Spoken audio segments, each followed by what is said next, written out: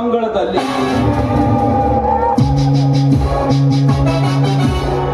ನಾಲಿಂಗ ರಾಜನಾಗಿ ಮೆರೆಯಬೇಕೆಂದರೆ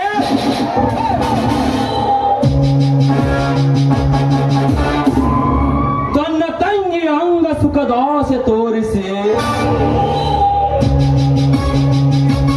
ನನ್ನನ್ನು ಇಲ್ಲಿಗೆ ಕರೆತಂದನಲ್ಲ ದೇವೇಗೌಡ.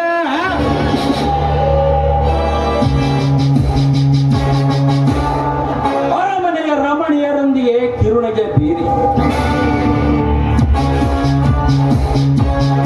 ಸುರಪಾನವಿಲ್ಲದ ಮತ್ತೇರಿ ಮುತ್ತು ಕೊಡುವ ಕತ್ತುಗಾರಿಕೆ ತಿಳಿಸಿದ ಏನಂತ ಪ್ರಬುದ್ಧ ದೇವೇಗೌಡ.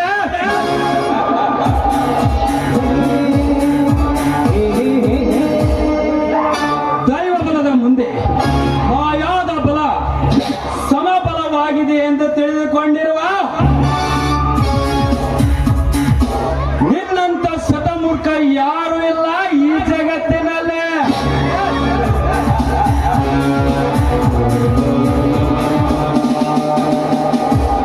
ಆದರೆ ನನ್ನ ಸಹಾಯದಿಂದಲೇ ನಿನ್ನ ನೋಟಿನ ಅಂತಃಪುರ ಕಟ್ಟಬೇಕೆಂದಿರುವ ನಿನ್ನ ಆಸೆ ಸಫಲವಾಗಲಿಕ್ಕೆ ಎಂದಿಗೂ ಸಾಧ್ಯವಿಲ್ಲ.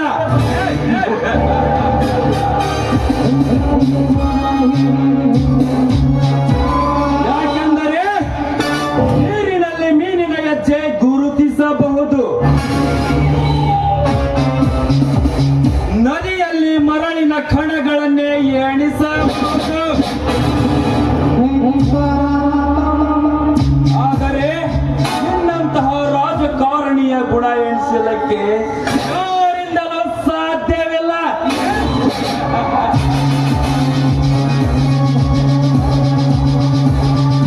ಕೊನೆಗೊಂದು ದಿನ ಆ ಗುಣ ಎಣಿಸುವ ಸೂತ್ರಧಾರ ನಾನೇ. ಆದರೆ ಅದು ಈಗಲ್ಲ,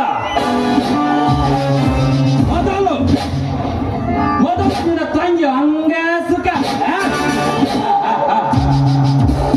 ರಾಧಿಕಾ. ಹೆಸರಿಗೆ ತಕ್ಕಂತೆ ನೂರ್ಮಡಿ ಸುಂದರಿ 18ರ ನಿನ್ನ ಹರೆಯದ ಓರೇ ಗಣ್ಣಿನ ಕುಡಿ ನೋಟಕ್ಕೆ ನಿನ್ನ ರಾಜ ವೈಭವದಲ್ಲಿ ನಿನಗಾರು ಸರಿ ಸಾಟಿರಲ್ಲ.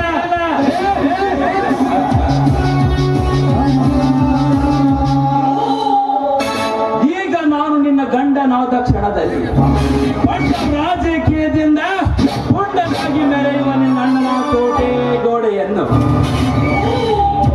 ನಿನ್ನಿಂದಲೇ ಇಬ್ಬಾಗ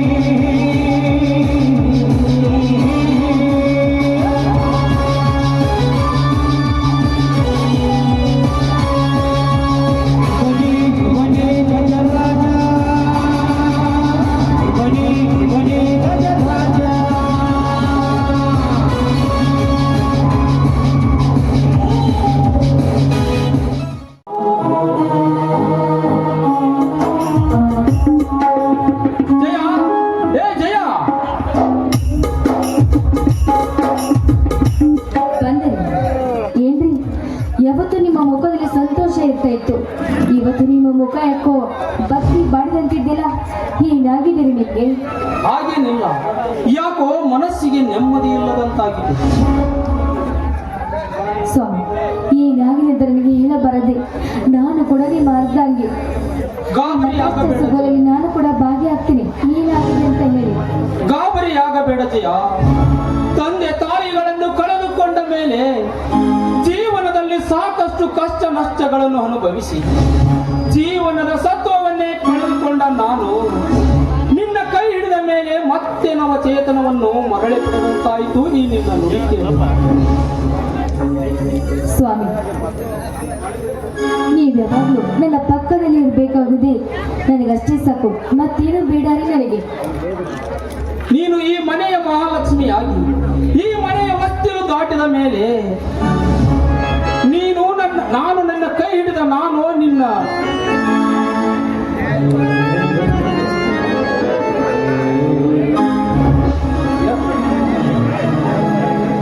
ನೀನು ಈ ಮನೆಯ ಮಹಾಲಕ್ಷ್ಮಿಯಾಗಿ ನನ್ನ ಕೈ ಹಿಡಿದ ಮೇಲೆ ಈ ಮನೆ ವಸ್ತಿನ ದಾಟಿದ ಮೇಲೆ ನಾನು ನನ್ನ ಕೈ ಹಿಡಿದ ನೀನು ನನ್ನ ಪೂರ್ವ ಜನ್ಮದ ಪುಣ್ಯ ಕಾಣಿ. ನನ್ನ ಕೈ ಹಿಡಿದ ಮೇಲಿಂದ ನನ್ನ ಹೆಗಲಿಗೆ ಹೆಗಲು ಕೊಟ್ಟು ನನ್ನ ಸಂಸಾರದ ದಿಕ್ಸೂಚಿಯಾಗಿರುವಿ ಎಂದಾಗ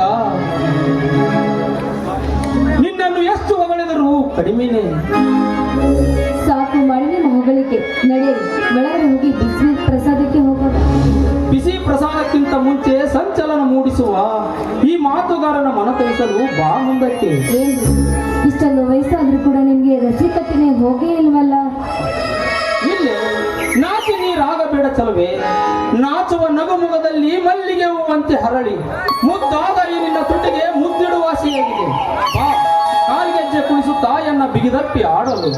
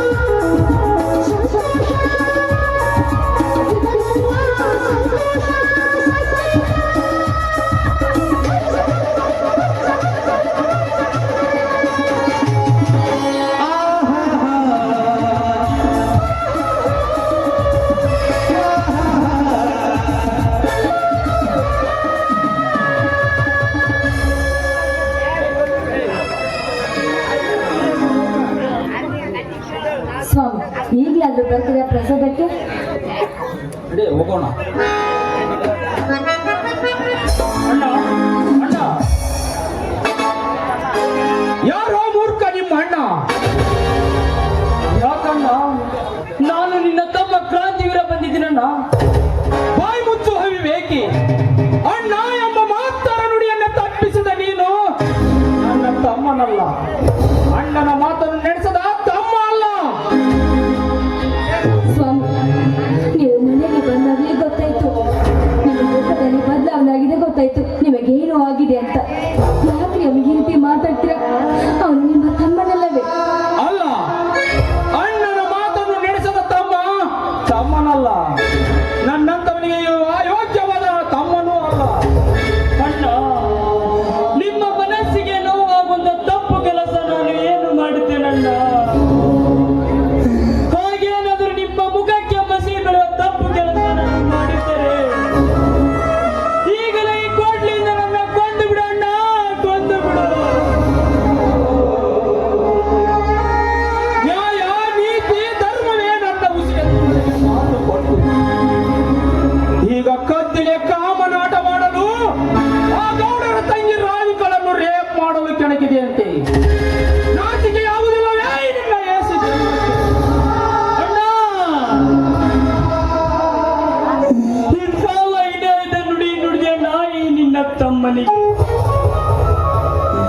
ನಿತ್ಯವೇ ನನ್ನ ಉಸಿರೆಂದು ಸತ್ಯ ಬಾಳಿಸುವ ಈ ಧರ್ಮ ವೀರನಿಗೆ ಬಲಾತ್ಕಾರ ಎಂಬ ಪಟ್ಟವೇ ಛೇ, ಸಾಧ್ಯವಿಲ್ಲ. ಅಣ್ಣ, ನೀನಲ್ಲದೆ ಬೇರೆ ಯಾರಾದ್ರೂ ಈ ನುಡಿ ನುಡಿದಿದ್ದರೆ ನನ್ನ ಗಂಡ ಕೊಡಲಿಂದ ನನ್ನ ಕದನೆ ಕಡಿದು ಹಾಕಿ ಬಿಡುತ್ತಿದ್ದೆ. ಆದರೆ ದೇವರಂತ ನನ್ನ ಅಣ್ಣನ ನುಡಿ ತಪ್ಪಿ ಆಡಬೇಕೆಂದು ಕಳಿಸಿದೆ. ಅಣ್ಣ ಅಂತ ಯಾಕೆ ಬಿಡ್ತೀಯೋ? ಬಾರೋ, ಬಾ, ನನ್ನನ್ನ ಕಳ್ಳ. ಸ್ವಾಮಿ, ಬಿಡಿ ಅವನ ಕೈ. ನನ್ನ ಮೈದುನ ಅಂತವನಲ್ಲ. ಧರ್ಮವಂತರ ಮನೆಯಲ್ಲಿ ಹುಟ್ಟಿದ ವೀರ ಅವರು. ಹೆಣ್ಣಿನ ಮಾನ ಪ್ರಾಣ ಕಾಪಾಡುವವನು. ಯಾರ್ದು ಮಾತನ್ನು ಕೇಳಿ ಅವನಿಗೆ ರೀತಿ ಮಾತಾಡಬೇಡ್ರಿ. ನನ್ನ ಮೈದುನ ಅಂತವನಲ್ಲ ರೀ. ಅತ್ತಿಗೆ, ಇದೆಲ್ಲ ಗಜರಾಜ ಗೌಡ ಕಟ್ಟಿದ ಸುಳ್ಳಿನ ಕತೆ. ಇಲ್ಲ ಇಲ್ಲ, ಹಾಗಾದರೆ ಯಾರು ನೋಡಿ ನಿನಗೆ ಹೇಳಿದರಣ್ಣ? ಹೇಳು. ಅವರನ್ನು ಒತ್ತು ಕೇಳಿವೆ ಈ ಕತ್ತಿನ ಮಾತನ್ನು. ಯಾರೋ ಯಾಕೋ ಸ್ವತಃ ದೇವೇಗೌಡನೇ ಹೇಳ್ತಾನೆ ನನಗೆ. ಹಾಗಾದರೆ ಅವನು ಮಾನ ಮರ್ಯಾದೆ ಬಿಟ್ಟ ನಾಲಾಯಕ ಅಂತ ಕಾಣುತ್ತೆ. ಸಾಕು ಮಾಡು ಈ ನಿನ್ನ ವೇದಾಂತವನ್ನು. ನನ್ನ ತಮ್ಮನೊಬ್ಬ ಮಹಾಮೇಧಾವಿ ಎಂದು ನಾನು ತಲೆ ಎತ್ತಿ ಬಾಳುತ್ತಿರುವಾಗ ನೀನು ಅಲ್ಕ ಕೆಲಸ ಮಾಡಿ ನನ್ನ ತಲೆ ಕೆಳಗೆ ಮಾಡಿಬಿಟ್ಟಿ ಈ ಊರ ಜನರಿಗೆ. ನೀನೊಬ್ಬ ಕಾಮುಕನಾಗಿ ಬದುಕುವ ಬದಲು ಸಾಯುವುದೇ ಮೇಲು. ನೀ ನನಗೆ ನಿನ್ನ ಮುಖ ತೋರಿಸಬೇಡ.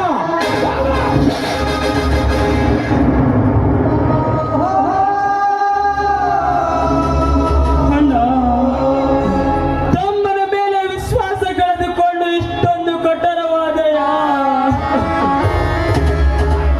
ನುಡಿಯಬೇಡ ನನಗೆ ಅಣ್ಣ ಎಂದು.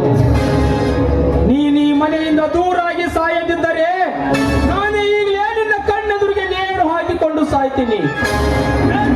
ಬೇಡ.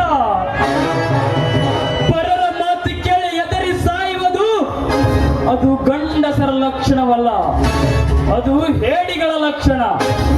ಅಣ್ಣ, ಶಾಂತಿಯಿಂದ ನನ್ನ ಮಾತು ಕೇಳು. ಯಾವ ಕುತಂತ್ರಿಂದ ಗಜರಾಜನ ಮಾತಿಗೆ ಕಿವಿ ಕೊಟ್ಟು ಆ ಗೌಡ ಮಾನಹೀನನಾಗಿ ನಿನಗೆ ಹೇಳಿದ ವಿಷಯ ನನ್ನ ಆತ್ಮಸಾಕ್ಷಿಯಾಗಿ ಸುಳ್ಳು. ಅದೇ ರಾಧಿಕವನ್ನು ವರಿಸಿಕೊಳ್ಳಬೇಕೆಂಬ ಹಂಬಲದಿಂದ ಆ ಗಜರಾಜ ಅವಳನ್ನು ಬಲಾತ್ಕರಿಸುವಾಗ ನಾನೇ ಅವನನ್ನು ಒದ್ದು ಓಡಿಸಿ ಅವಳ ಮಾನ ಕಾಪಾಡಿದ್ದೇನೆ. ಅದಕ್ಕೆ ಆ ಗಾಯಗೊಂಡ ಕಡಸರ್ಪ ನನ್ನ ಸೇಡಿಗಾಗಿ ತಂತ್ರ ಎಣಿದಿದ್ದನಣ್ಣ. ಇದನ್ನೇ ನನ್ನ ಮೇಲೆ ಹಾಕಿ ತನ್ನ ತಪ್ಪು ಮುಚ್ಚಿಕೊಂಡಿದ್ದಾನೆ. ಅಣ್ಣ, ನೋಡ್ತಾ ಇರು. ಇದರ ಸತ್ಯವೇನೆಂದು ನಾನು ತೋರಿಸಿ ಈ ಮನೆಗೆ ಬರ್ತೀನಿ. ನೋಡ್ತಾ ಇರು.